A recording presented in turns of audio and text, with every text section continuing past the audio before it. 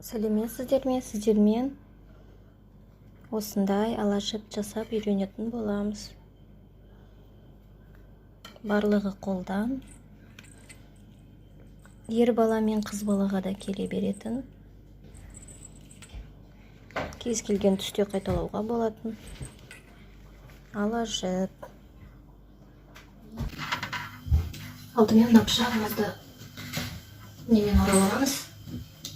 Лентамен. Мен алдынан орап қойдым.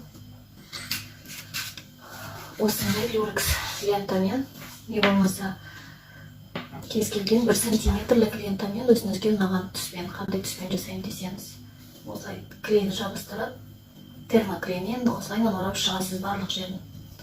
Пышақтың өткір болғаны дұрыс. Кухонный пышақ, арқаны жақсы кесу үшін. Енді мен бұған бантик дайындайтын боламын.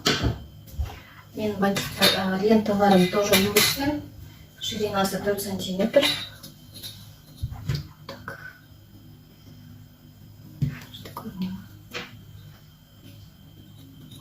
4 сантиметр ширинасы, 2 сантиметр болуға болады, бәрі өзіңіздің қалауыңызбен. Так, мен осындай 2 бантик жасайтын боламын. Тағы бір бантик мен екеуін жасап қойдым. Бұл бізде 2 алашыптың шетіне болады. Және мына пышағымыздың ортасына қоятын бантик болады.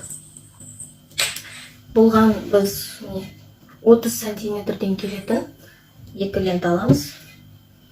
Енді оны мен қазір жіппен байлап қосамын. Ортасын бөлу үшін осылай тепе-тең 2 шетін белгілеп, мына жерін былай майыстырсаңыз, дәл ортасындағы сызық ортасы дегенді білдіреді. Енді мынаны дәл ортасына қойып, тігіп шығатын боламын.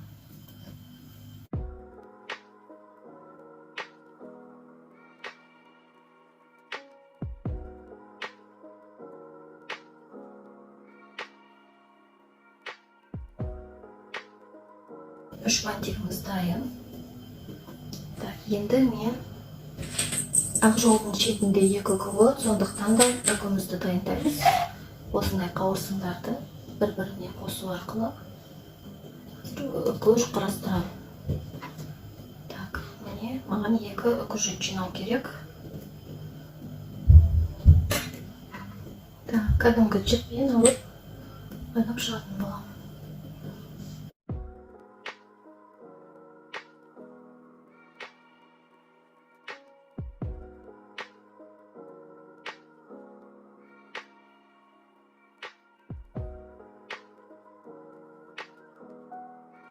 Шетін осылай дайындалам. Енді екінші шетін дайындаймын.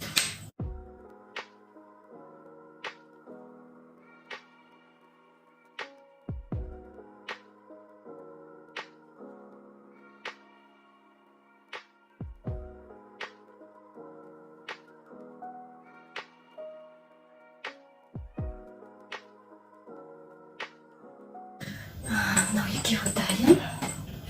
Мынаны шетіне жабыстырып,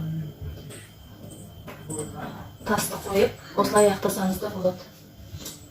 Жаңағы мына алашыбымыз уже дайын ғой. Осылай қойып, тасты ортасына қойып, мына жерге әріптерін жазумен жазып, мына жерін әрлеп, солай аяқтауға да болады. Маған олай ұнамай тұр, сондықтан да мен осындай элемент қосатын боламын. Осындай шаблон шығарып алдым. Бұны Telegram каналыма салам. Сілтемесін қойып жүктеп алып шығарсаңыздар болады. А4 без полей. Сантиметрмен айтсам 22,5 сантиметр. Так, енді бұны түсіріп аламын.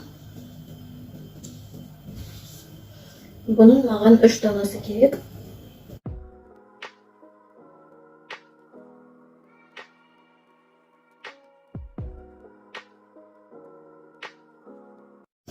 Бұл да жаңағы мен шаблонымда берілген. Өздеріңіз сызып алсаңыз да болады.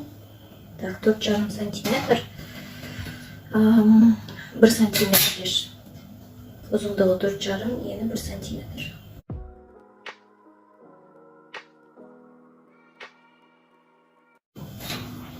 көрінеді деген ойдамын. Енді осыны шеттерін кесіп шығамын.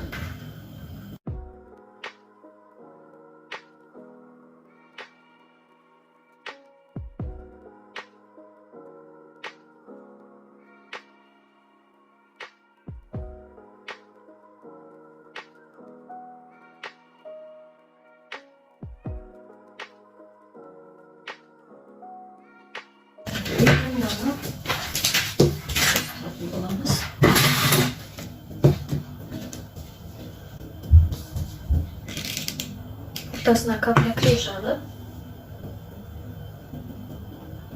ұстап тұрамыз. Осылайша жабыстырамыз. Бір жағы жабысқан соң келесі жағы қайтадан клей жағамыз. Кішкене бір тамшы. Сосын қайтадан жабыстырамыз. Артық клейлерін алып тастаймыз. Так. Осындай бантигіміз шықты, оны қазір осы жерге қойып, осындай бантик қылып жинайтын боламын. Так, енді ортасын мынандаймен жабамын. Так.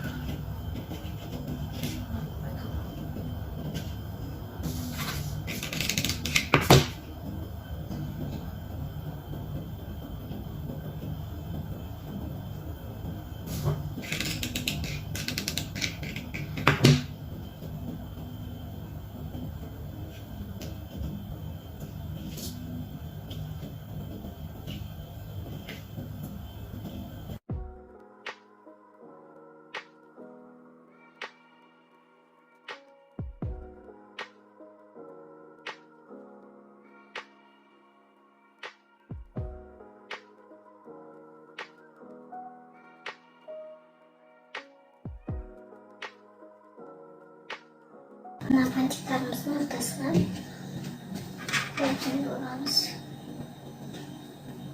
Так, қайта солай, соны таңдаймыз. Так, осылай тұрсын.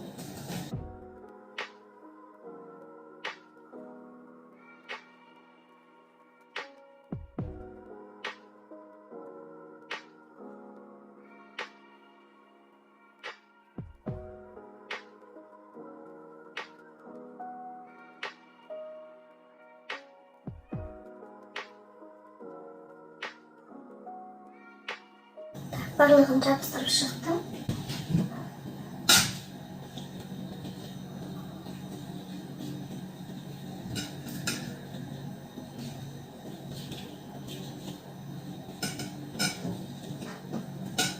Енді мына пышақтың ортасына клей жағамын. Сосын дәл мына бантикті осылай қаратып үстіне қоятын боламын. Так, енді оны барынша ұстап тұрам. Жақсы жабысып бітуі үшін.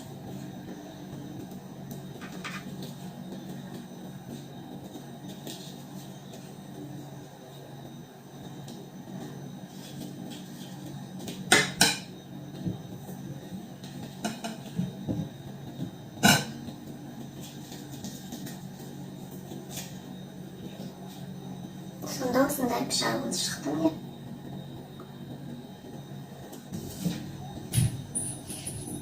Енді мына үкіні жабыстыратын боламын. Жаңағы біз үкіні ала жіппен байлаған жерге клей қойып, дәл сол үстіне қоямын.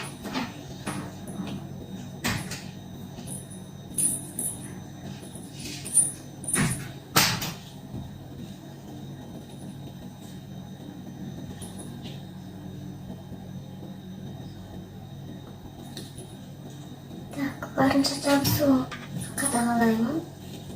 Себеп түсіп қалмау үшін қаттырақ басып. Так, міне біздің осындай уже алашыбымыз дайын болып жатыр десе де болады. Енді екінші жағына дәл солай қайталаймын.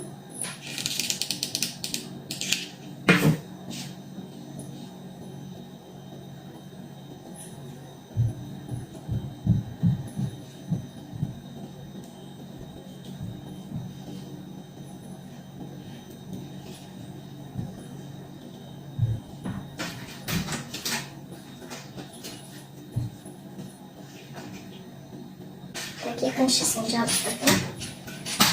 Осындай бір әдемі болып шықты. Ортасына осындай қоятын болдым. Мұндай жылтыр тастар.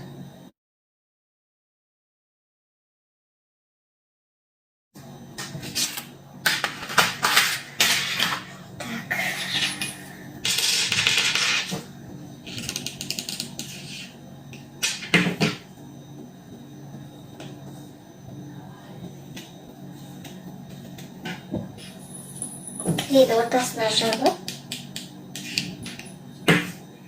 тасымды қоя салам.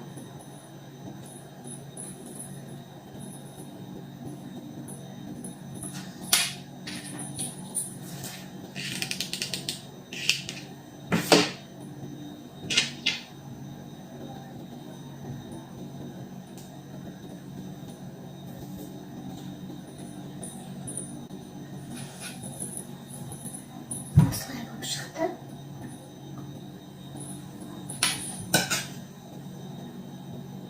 Енді баланың атын жазатын болам. Менде баланың аты Арсен. Ол балаға дайындалып жатқан набор.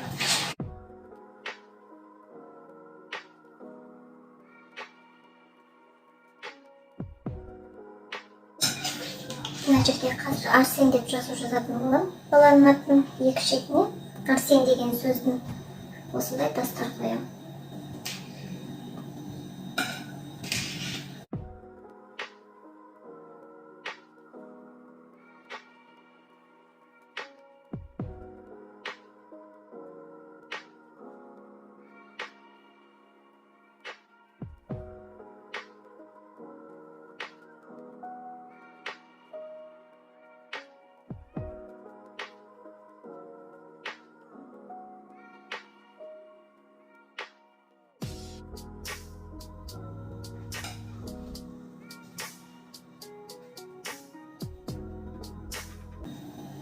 Жаңағы әріптердің екі шетіне осындай полубусы қойсаңыз да болады. Егер сразу тастар болмай жатса, кез келген сіздің лентаңыздың түсіне сай болған жақсы. Не болмаса стандартный золотистый, серебристый, ақ түстен, алтын, күміс түстен. Әріптерді жаздық. Енді мына жерін әрлеу қалды бізде. Мына жері босып тұр. Оны ою қойын деген, ою жота тым қою болып тұр түсі. Және мынаны перебор болып кетеді, себебі бізде мынамыз онсыз да жылтырлап тұр. Көрсем, ою қойсам, негіз ою қойғым келген, енді ою қоятын болсам, слишком болып кетеді.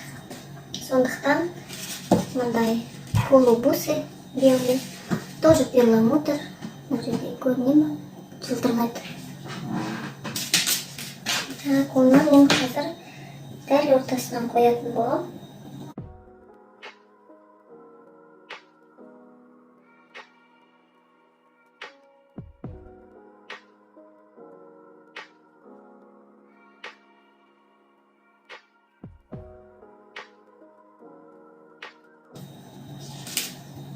Осылай шықты.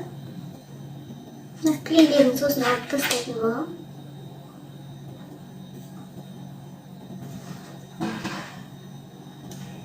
Мұнда ою қоймаған себебім, мысалы, егер сіз мұндай таба алмай, не болмаса осындай сізге керек емес, артық деп қолданбайтын болсаңыз, мына жерде мысалы тек осындай лента, не болмаса көк, жасыл, қызыл, розовый, мысалы үкі емес, лента тұратын болса, онда ою әдемі көрінетін болады. Бізде мына жылтыр тұрғандықтан ою жараспай қалды. Мынаны дәл ортасынан бөліп, мына екі шетіне қоя салам.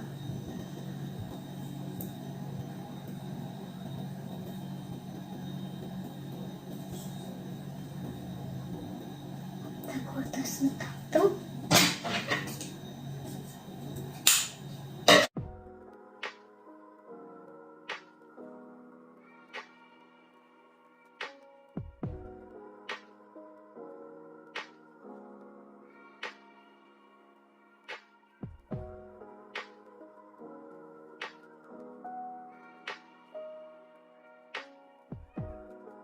осылай шықты. Қалашымыз дайын. Енді маған мына жеріне жабатын несімдер керек. Осылай салатындай.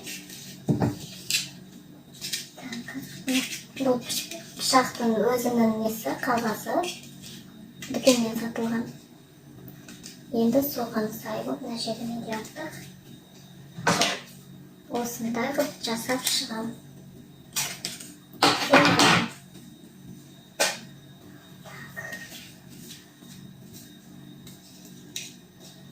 Енді мына пышақтың сыртын осындай жылтыртылған ларинмен қаптайтын боламын.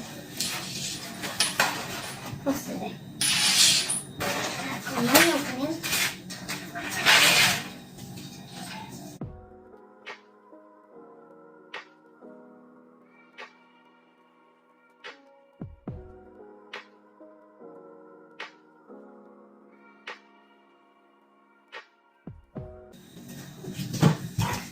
мына ең шетіне қазір осылай жабыстыратын боламын.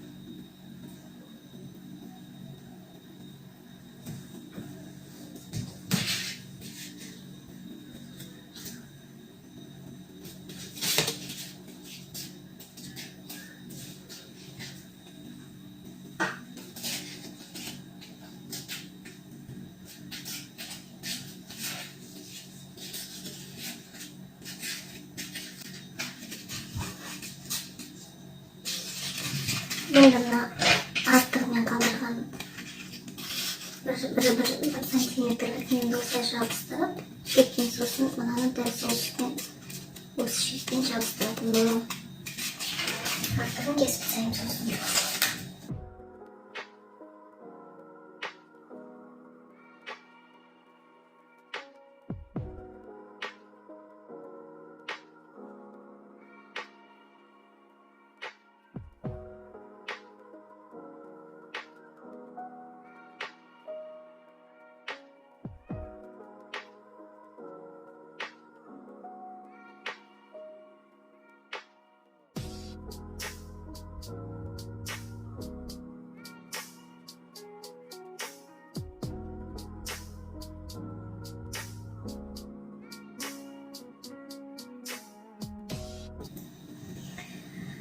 Осылай шықты. Енді мына жерін жабу керек, және мына жердегі сызбаларды жабу керек.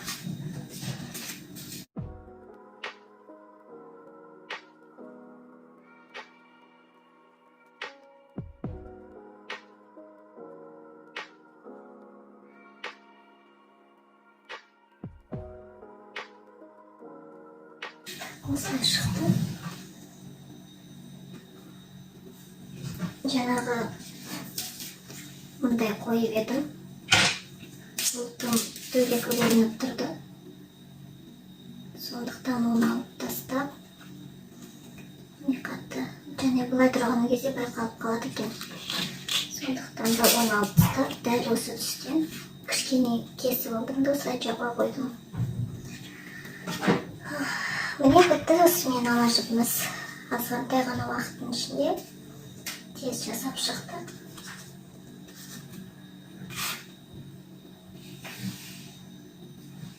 Өздеріңіз жасап көрсеңіздер болады. Мені бекітуді ұмытпаңыздар. Менің парақшамда маған тіркеліңіздер. Так, алашымыз осылай шықты. Өте әдемі. Осылай шықты, мінекейіңіздер.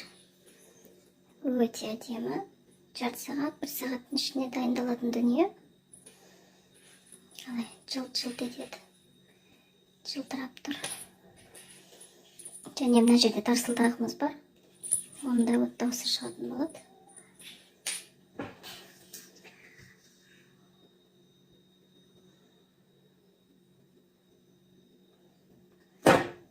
Өте патинасы ерекше.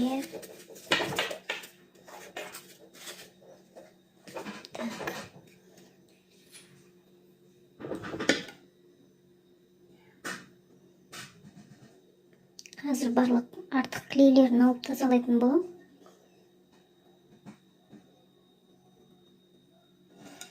Осылайша ала жібіміз дайын.